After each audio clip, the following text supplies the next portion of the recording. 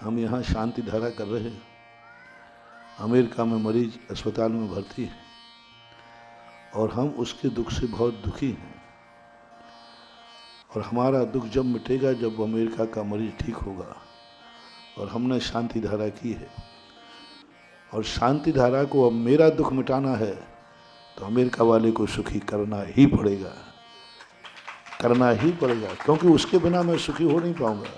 तो ये कर्मों की ऐसी कड़ी है बंधी हुई, जो यदि भावना सर्वथा ही निरर्थक होती तो ये सारी भावनाएं व्यर्थ हो जाएंगी, व्यवहार खत्म हो जाएगा, एक दूसरे के लिए जो संपत्ति है वो खत्म हो जाएगी। भावनाओं का प्रभाव पड़ता है, बराबर पड़ता है।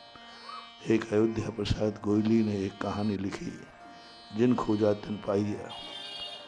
एक राजा बीमार रहने लगा, बहुत बीमार, बहुत सारे हकीम आए लेकिन वो ठीक नहीं हुआ। बीमारी पकड़ में आती नहीं थी, कोई बीमारी है नहीं, सारे हकीम पस्त पड़ गए और राजा दिन प्रतिदिन दुखी होता जाता, दुबला होता था।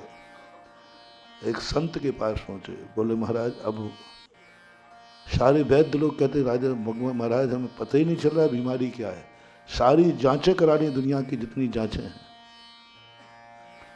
महाराज ने कहा वो जांच में नहीं आएगा। उस राजा के जो दुराचार थे, उस राजा के जो अत्याचार थे, वो प्रजा उससे दुखी थी। देखो महाराज की मशीन देखना कहाँ जांच पे पहुंची। तुम्हारी जांच बॉडी की होती है और महाराज की जांच पहुंच गई कि ये दुनिया का राजा है, इसकी दुनिया क्या सोचती है। दुनिया एक ही बात सोचती थी, ये कब मरे, ये मरे क्योंकि ये जीते जी तो गद्दी छोड़ेगा नहीं, और जब तक ये जीवित रहेगा हमारी प्रजा सुखी रहने वाली है नहीं। प्रजा का हर व्यक्ति एक ही बात, ये कब मरेगा। हे भगवान इसको ऐसी कोई बीमारी आ जाए, ऐसा कुछ आ जाए, लाइलाज बीमारी आ जाए, मर जाए। राजा ने स्वयं कहा, महाराज ने, इसका एक इलाज है राजन, कल से तुम अपनी सारी नीयत बदल दो, तुम जितने दिन जियो, महाराज ने ये नहीं कहा कि तुम बच जाओगे, जितने दिन जियो तुम जनता के लिए जीना, मरना तो तुम्हारा निश्चित है। ये सब वैद्य कह रहे हैं कि कोई नहीं बचा सकता। अब तुम्हारी जो कुछ भी जिंदगी है जनता के लिए जियो, इनके हित का सोचो, इनका अच्छा सोचो, इनका धन, इतना धन इनके ऊपर खर्च करो, इनके इतने प्रजा, बस यह तुम करते हुए मर जाना।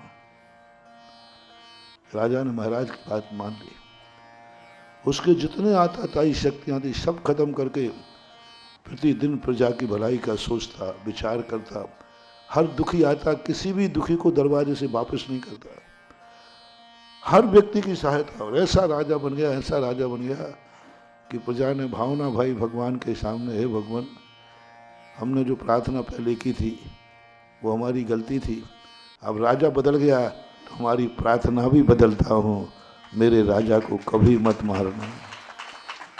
सारी जनता में एक ही बात, ऐसा राजा कब मिलेगा। इतना सुधार हो गया, इतना परिवर्तन हो गया, मेरी राजा कभी नहीं मरे, हमेशा में रहे।